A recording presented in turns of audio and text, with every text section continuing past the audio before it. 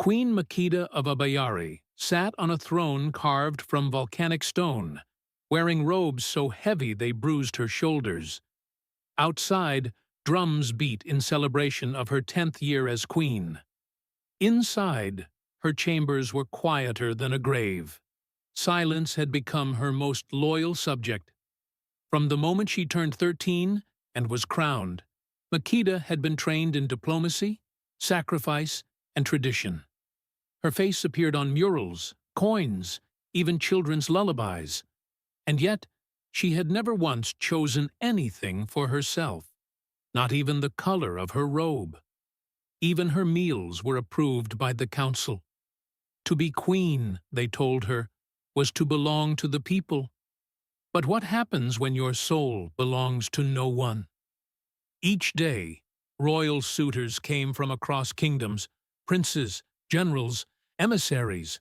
All praised her wisdom, her empire, her beauty. But they never once asked, "What do you dream about?" They wanted her power, not her heart. One night, as the full moon bathed her palace balcony in silver, Makeda whispered to her reflection, "If I left, would they notice? Or just replace me with a statue?" On a cloudless morning, Makeda did something she hadn't done since childhood. She ran away, disguised in plain linen, barefoot and unguarded. She walked for hours past the outer wall, past the noise, past her title. She found herself in a quiet village nestled near the hills, a place called Suriwa, where the air smelled like roasted maize and wet earth. There, she saw a man in the fields, humming a song she didn't recognize. His hands were rough with calluses, his feet dusty. He wiped sweat from his brow and noticed her watching. Instead of bowing or kneeling, he grinned and said, "You look hungry." He introduced himself as Zuberi, a farmer with nothing but a patch of land, a wooden cart, and a voice that could make sorrow feel like a lullaby. He handed her maize, still warm, and asked if she wanted to sit under the tree with him. No royal titles, no questions, just company. That night, they sat beneath a wide acacia tree and watched the stars dance above. "You speak like someone carrying too much," he said. Makeda turned to him and smiled, not as a queen, but as a woman who, for the first time in her life, didn't feel like a prisoner of her own crown. Makeda returned to the village the next day, and the next, and the next. She and Zuberi laughed, cooked, argued about soil and sky, and she began to feel something she never thought possible: free. For weeks, she disappeared from her royal duties, claiming illness while secretly slipping into a new life. But no secret lasts forever. The royal guards, sent to investigate her strange absences, found her in Suriwa.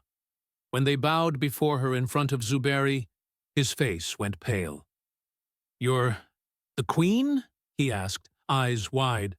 Makeda felt the chains of her identity wrap around her once more. "Yes," she whispered, "but when I'm with you, I forget." The council insisted she return. Abyari faced unrest. Nobles whispered of rebellion. The northern kingdoms were waiting for her political engagement, a marriage to Prince Azar that would unite lands and protect peace. Zuberi, quiet and stunned, finally asked, "Was this just a game to you?" She looked into his eyes and said, "No. This was the first time I've ever lived." Makeda stood before her people in the Grand Assembly Hall.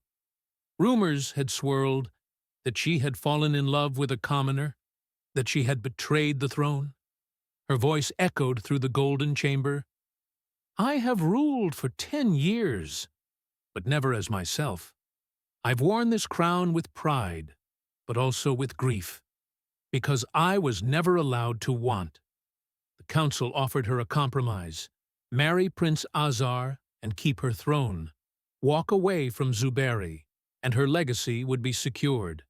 Millions depended on her, But what use is a kingdom, she thought, if it costs you your soul?